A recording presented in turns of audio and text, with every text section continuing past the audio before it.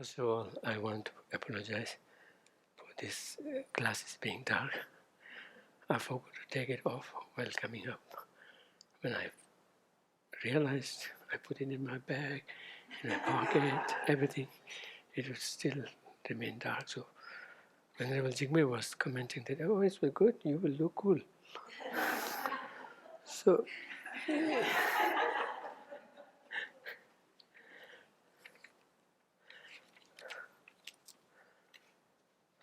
I may look cool, but I am nervous inside.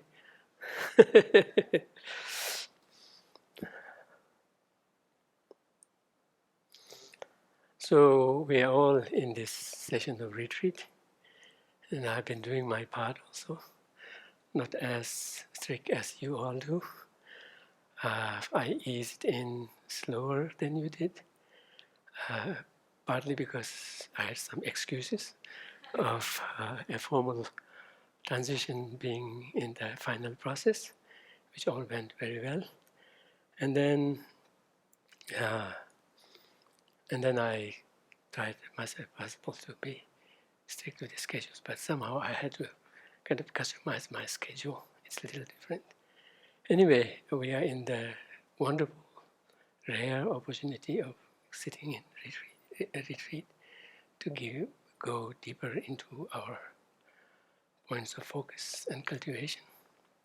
And my part this year has been doing Lamrim, and I'm still stuck at the very first point of yeah, it has been a month, already a month, but I'm still with the first topic in Lamrim as per Tsongkhapa's way of explaining it, beginning with well, for the lack of better word, Guru devotion or Guru teacher-taught relationship, cultivating mainly admiration, I would call it inspired admiration, coupled with a genuine sense of reverence, growing from recognition of their kindness. That's what I've been focusing on. It's the focus of it, but it has several parts to cover, and partly to get all the details right. First, get the roadmap right in terms of how many stations are there, in what order do they come, and then once you have it ready, then you can sit quietly and then kind of move slowly by slowly at one point, irrespective of how long it takes. And there are certain,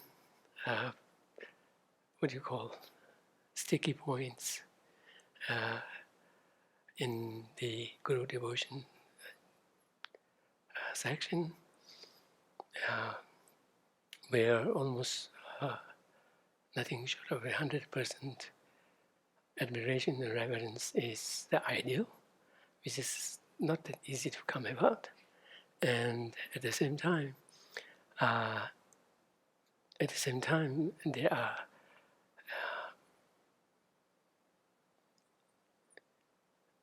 illusions or alluded in the text about, irrespective of what the teacher does, looks like, or knows or not knows, or does or undoes, irrespective of that, once you have taken him or her as your teacher from your heart, hopefully by having done a good examination, then no matter what, you have to strive to kind of maintain that balance of always looking from the qualities point of view. And that way, when you habituate in it, eventually, even if there were to be faults, or you can't help but see faults in him or her, hopefully the remembrance of the qualities would overwhelm the faults as such, and that way one would then progress along the path. So that's the background. But at the same time, quoting Lama Ngapchupa, the 50 verses on Guru devotion, it says that yes, when it comes to doing something that you think is not right, and you can prove it with reason and whatnot, to stand up to your teacher and present it, and then not do it, and manage to get to not do it, but at the same time never ever fall into finding fault. Of course, not giving into any afflictions, and but more prominently it says not finding fault. So finding fault and saying this is wrong, where do we draw the line? So I personally understand finding fault being very warned against in the cultivation of Guru devotion as coming out of a sense of spite, of sense of anger, hatred, or malice, something like that. Without that, you can stand up and then make your point and hopefully get not to do what you think is not virtuous. So that comes down to all of that. And then in that sense, it's kind of, however stern wording the previous lines may have been, but you kind of get a space there to kind of release, feel relieved, but the main thing is to try not to give into or fall for some kind of affliction, particularly anger, jealousy, greed. And in this regard, this should not be anything alarming, anything warning, intimidating, because Shantideva has all along been saying that afflictions are to blame. These afflictions are where blames are due, and that as a practitioner of Mahayana vehicle, as well as practitioner of Shravaka, who are all aspiring to attain liberation, for which the most stumbling block is the afflictions. So this advice that Shantideva repeats, the same word to word in Shantideva's Bodhisattva way of life, where he says, it would be better for me to be burned, to have my head cut off, and to be killed, rather than ever bowing down to those ever-present disturbing conceptions. He repeats the same word to word twice. And if that's for everyone, if that's for everyone aspiring to become Buddha for the sake of all sentient beings, I think this as well applies to Shravakas also, and to everyone aspiring to be a good Buddhist, because the main blame always goes to the afflictions. Of course, it is hard, but that's one's direction. Very uncompromised, very clarified direction that one is taking. By the way, to comment on the wording of this translation, I'm fine with all of them except for the last one. It would be better off for me to be burned, to have my head cut off, and to be killed, rather than ever bowing down to those disturbing conceptions. Ever-present disturbing conception. It's not there, no disturbing conceptions ever present. And there is a term called kunne, which is more like never. I'm never going to kowtow to the afflictions, no matter what is at stake. So this I find is very relieving, because this is the direction for anyone aspiring to be Buddhist.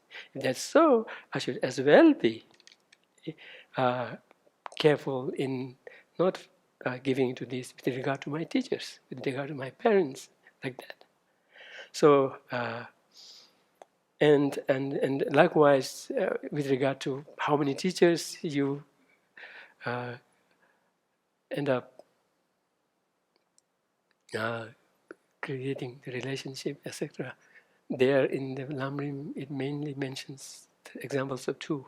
One, that of Dumdumpa, who had only 5 teachers, and then the other, Kishe Sangpuva, who would listen to everyone, who would just listen to everyone, and not just listen, maybe from his heart, taking them as the teacher, being very thankful of whatever words they have learned.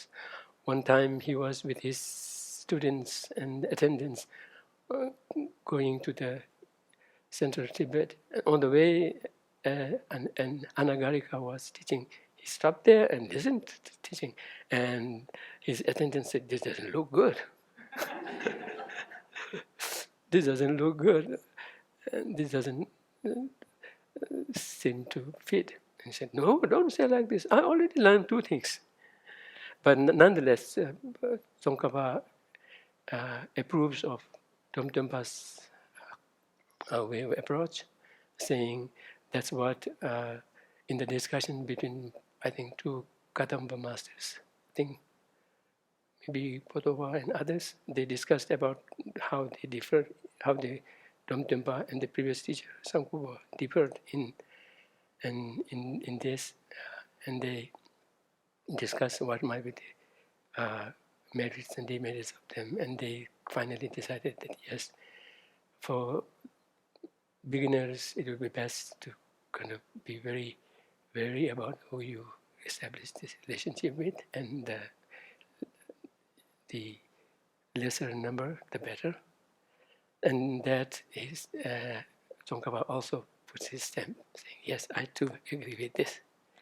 That said, like in Tibetan, we call it Dutoki Charba, timely rain. Like I said, I was in the middle of this retreat, and I got this. Do you recognize this? Yes, Venerable Damju has included this in a bag with two other texts, saying it's a souvenir from India, from Venerable Chögyönla, Venerable Damju, and Anagarika Tengyöla. And right away I recognized this without even reading what it's about, because I saw during the teaching in Bodh Gaya, the Ratu Abbot Nicholas Brilliant, a great good friend of mine in Jaipur, where I used to hang around on our weekly Monday holidays, and he would have his server make special food. So I saw him offering this, kind of having His Holiness release this, and I recognized the picture.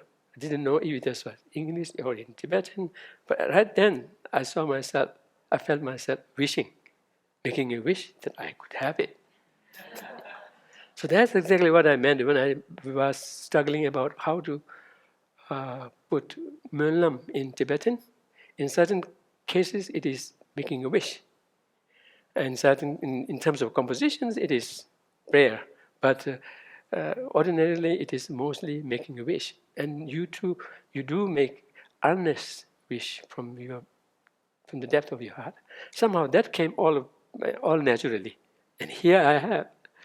And then I wasn't surprised. It is Tibetan, in Tibetan, and it's written by Ratu Kyongla Rinpoche, who had just passed after celebrating his 100th birthday in Dharamsala, right at that time. He had already just passed by that time.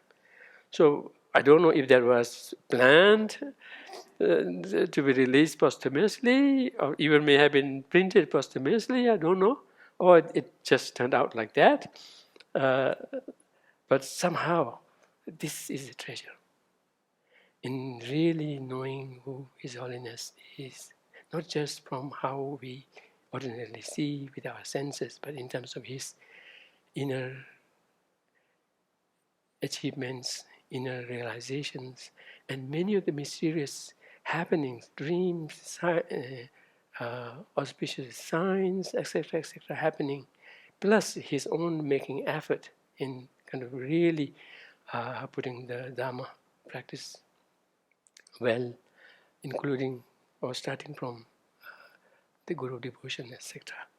And this came like a timely rain for me. So in between sessions, I would read them, and that. Pardon?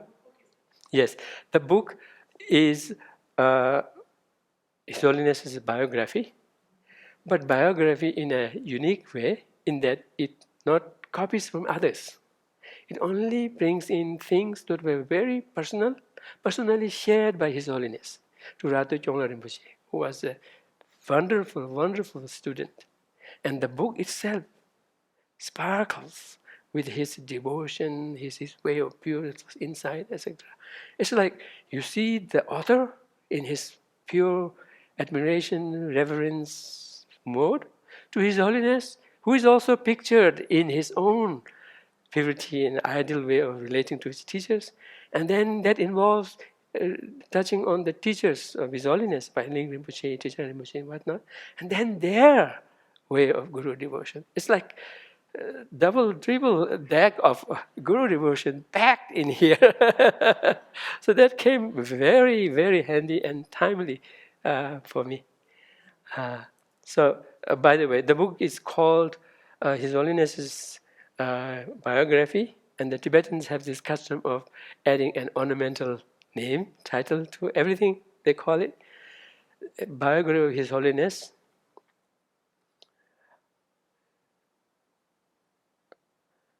Sun making the 3 lotuses of inspiration to bloom. That's the provisional translation of the. I would not make it official, so that those who might translate it, I'm sure Ratu Kenrimpoche, if they feel the need, they would definitely initiate the process. It may have been already started, but this is a wonderful, wonderful thing. So I thought of sharing few things, particularly pertaining to Guru devotion. Yeah, in the on the outside, we did see some seemingly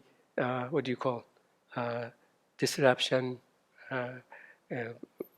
in the some apparent possible disruption in the teacher-taught relationship between His Holiness and Tejang Rinpoche regarding the protector issue, but His Holiness consulted Tejang Rinpoche about what he was going to do, and his Tejang Rinpoche also approved it. But then he had a dream, which he didn't go public and share, but he shared with Ratu Rinpoche. And then there are so many things that he shared with him. One of them is about this dream where he saw 3 Tejang Rinpoches, with one in the middle saying, "What you did in South India regarding this was very good." And this is not something cultivated, but something that appeared. And that means that dreams usually reflect what is deep down, what you actually are, where your mind is going, right? And subconscious level. So that was very interesting. And with regard to his practices, there are very interesting insights that we can gain in how we could stay our practice and kind of adapt it, including one at almost 12 pages on his daily schedule, starting right from his arising in clear light and then doing the practices. And that included, of course, our recitation of the tongue blessing. And the tongue blessing lineage is said to have come from 2 great masters of the Tantra. One is Chungpo Leba, and another is Ralo Tsawa. Yeah. So and then in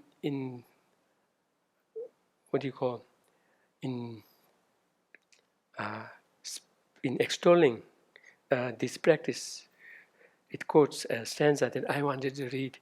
Senjutsi Chakam Jurvashin, just as alchemy transforms iron into gold, our ordinary speech is made meaningful and also the mantra recitations that we do, they become multiple, and that not in this stanza, but in another extolling stanza about this, it also says that maybe you have noticed some Indian Hindu practitioners even do it today, and we are also advised to do that, particularly with our personal tantric implements and recitations, what to do it quietly. So recitations are done very quietly because they are said to be certain forces who are after the merit that we have accumulated from the recitation. So we could have done lots of recitation, but when it comes to reaping the fruit, it's all gone. Who took it? So it could be gone. So this recitation, blessing, keeps it from being lost that way. And then, yes, His Holiness shares that he had pursued study rigorously with the aid of mountain-like masters, together with his so-called debate partners, who were some 7 of them, including Venerable main teacher Sergong Sensho Rinpoche. And so he pursued his studies thoroughly, studying from, I think, 6. Yet at the same time, he didn't leave them at there. He really put them into practice. And he personally recounts that for emptiness, he has spent 70 years of this life. So this sharing must have come much, much later, 70 years. For bodhicitta, 50 years. And he cultivated them by blending analytical and pleasant meditation. And then there are secret sharings with Rinpoche, alluding to much more achievements. So, yeah, and this is interesting. His public teaching began when he was 8.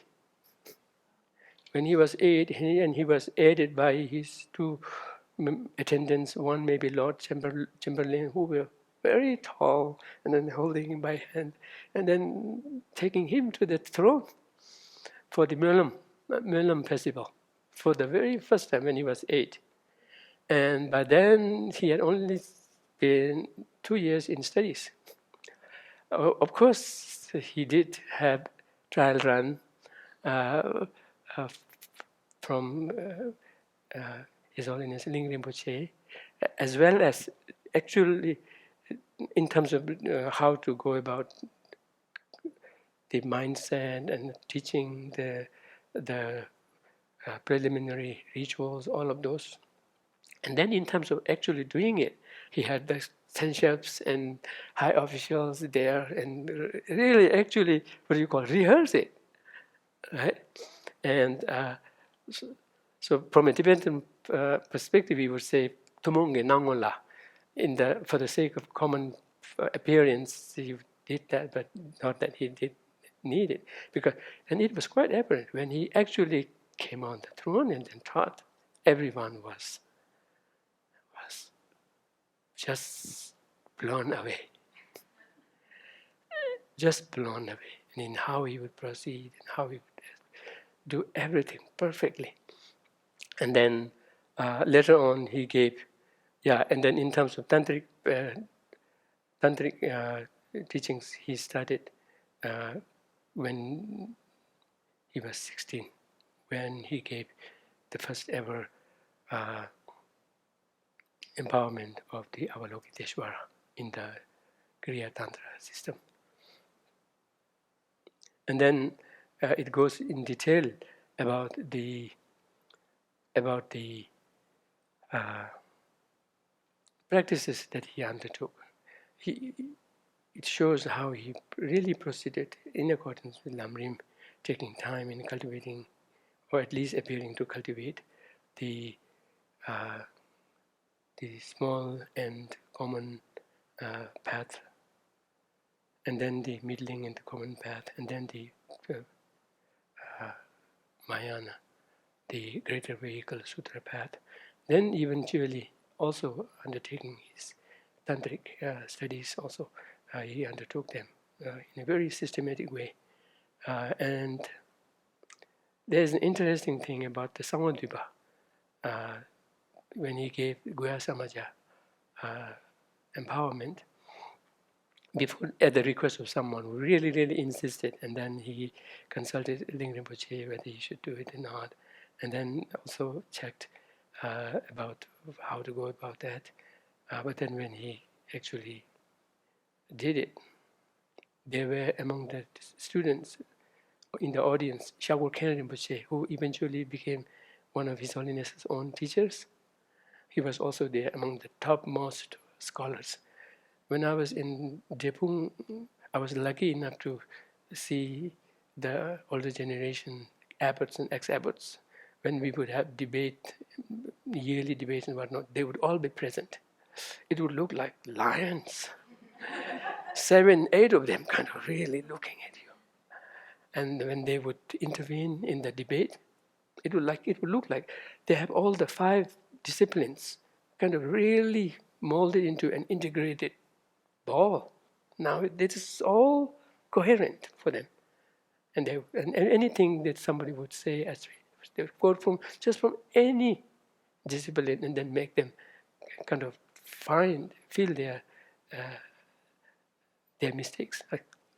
So he was at that time among the audiences, and Ratha Chongla Rinpoche was also there. He heard him really shower praises, outer praises, saying, what could be more testimony needed in proving the authenticity of the Tulku. So it has already been way past the time schedule, but I would very much recommend you to read this, if possible, from today. But it has so many insights into how we could undertake our practice and think of our mindset and how different approaches are there, be that about the profound view, which again would be interlaced with his visions in the dreams, etc., including one very interesting of Vajrayogini. And all the Dakinis there and having discussion about the takwasum, the three purities. Takwasum Ginenjo, the yoga of 3 purity, where you purify your body, speech, and mind in the chakra sambhara system. Regarding that, 3 purification. So regarding that, where there is this allusion to the approach to the view, Shri Heruka, like that. Including that, there are so many of them. So I recommend all of you to really, really read it. Look forward to its translation come out, and then really it is a biography, a unique biography of its own, where this reminded me of Tsongkhapa's own sharing that I talked about, where he did, at the insistence of his attendant, 21 sessions of interview towards the very end of his life. And that became the very source of his personal, private, secret visions and practices. And that was the source out of which then many wrote about the Samvaya Namtar. One in a chantable form by Jaya Choje, Tashi Pandin, in a chantable way. By the way, about these visions, about one of the visions, Tsongkhapa made sure that he kept a record of it to be revealed or shared later on, but he did so by writing it in coded language. 2 after 3, 4, and no, like that, coded language. And then that was cracked by Kituche. and then explained extensively. That kind of really aligned with what he shared privately in terms of his visions, etc. So with this, I stop here.